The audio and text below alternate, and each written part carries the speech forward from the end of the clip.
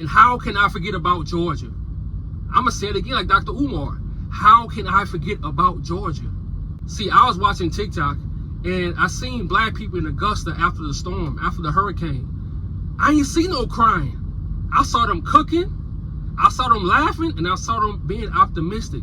Because I told you, when it comes to material stuff, we love material things, but we don't really cherish it because we know that we can lose it at any moment. But when I saw Caucasian people on that camera, they was crying, boo-hooing. If they lose a truck, a house, some pictures, a tractor, it's the end of the world for them because all they have is they things to remind them of the past or the control they had over people in the past. They lose a house, they lose their whole identity. And then they always using the same word. All Caucasian people, they was using the same word. They said unite. They said the government is against us, so it's time for us to unite all people. And I'm like, wait, it's time to unite? Oh, y'all want to unite because now y'all going through something. But where was your ancestors? Hold on, I'm going to read it to you. Slave owners in Augusta used whips, wooden rods, boots, fists, and dogs to punish slaves for misconduct. Psychological punishment. Slave owners threatened to sell slaves away from their families. Why y'all ancestors wouldn't try and unite then? Oh, let's fast forward. How did black slaves build Augusta, but today they below the poverty line? Why y'all not trying to unite to bring them above the poverty line? But now y'all want to unite because a storm came and damaged the whole county. I saw a video, they say they get no coverage. Nobody telling the truth about what's really going on. And I said, damn, now you see how it feels. Now you see how it feels when black people go through something. When we have a young man in North Carolina who gets unalived by a rope and nobody knows nothing. It's not even on CNN. It's not on no major news. Now you see how it feels. They said this is the worst storm ever. It's people who've been there for 60 years. They said they never experienced this. And I try to tell y'all, yeah, a lot of y'all say it's the government. Bro, I told y'all, them ancestors do not play. They hit all the plantations on that side. And then I started doing more research because I saw Richmond County. So I started researching Richmond County, and it's a college called Payne College. And I said, say it ain't so. Say it's not an HBCU. And lo and behold, it's an HBCU. Then I looked up who owns it or who it was named by. Payne College was named after Bishop Robert Payne. He owned 3,100 acres plus 52 slaves. So you telling me it's an HBCU that's owned and named by a slave owner. And it's still in their name. And all they did was put a black man as the face of it, so you would never know. A lot of y'all probably never even know that. Payne College is named after an actual slave owner. Augusta had 5,616 slaves owned by 811 white people. Now you probably thinking, damn, how can that many slaves be owned just by 811 people? They used laws to control black people.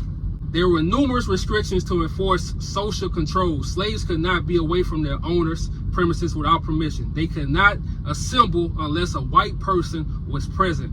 Could not own firearms or read and write or transmit or possess inflammatory literature. See, it's another side of that story also that they don't tell you about. They want you to think that everybody followed the rules, everybody just went along. No, it was a lot of slave rebellions, but they don't want you to know that. They don't want you to know it was a lot of slave rebellions. They'll never tell you that because you'll be like, damn, it's time to fight back. Then I kept doing my research.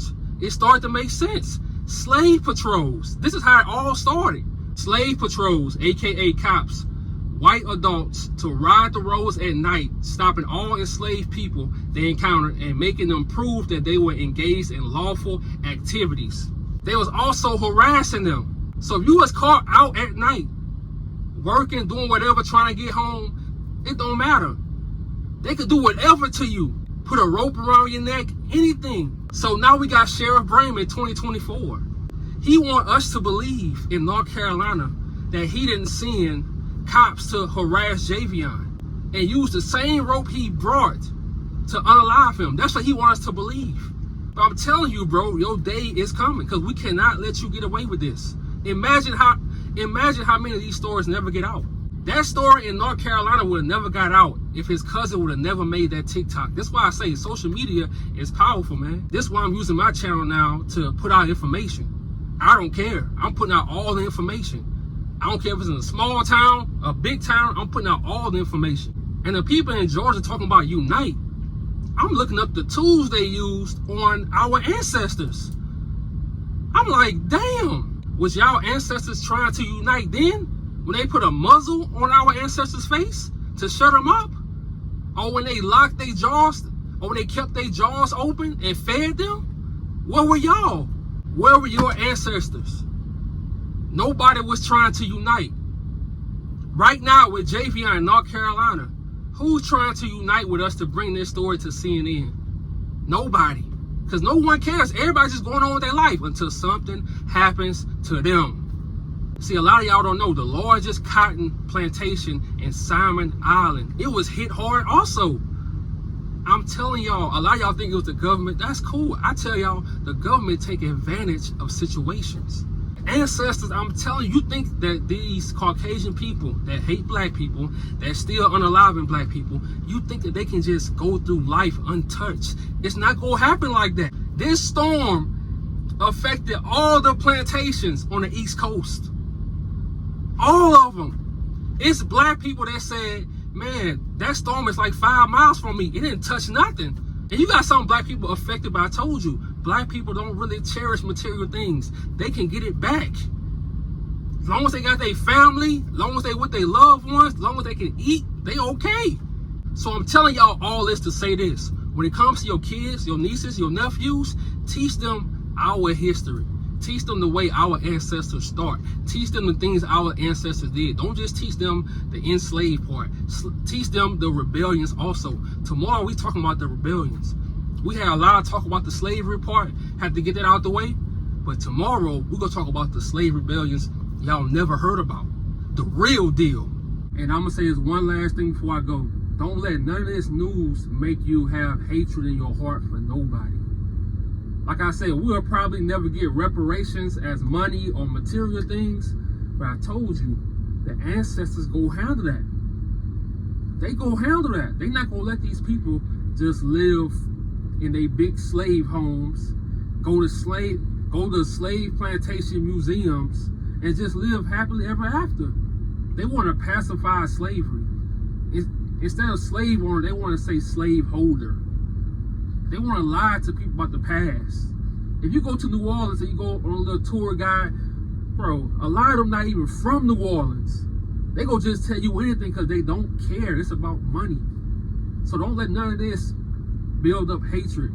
You really got to teach the people under you, like your kids, like I said, your kids, your nephews, your nieces. You got to teach them so they can have a sense of identity. Because if they don't already pass, they ain't gonna know where they going. They ain't gonna know what to connect to in this world. And this world is dirty as hell when you black. When you black, you on your own. You on your own. When you travel, you on your own. They gonna stare at you. They gonna look at you. That's it. That's it. I'm out.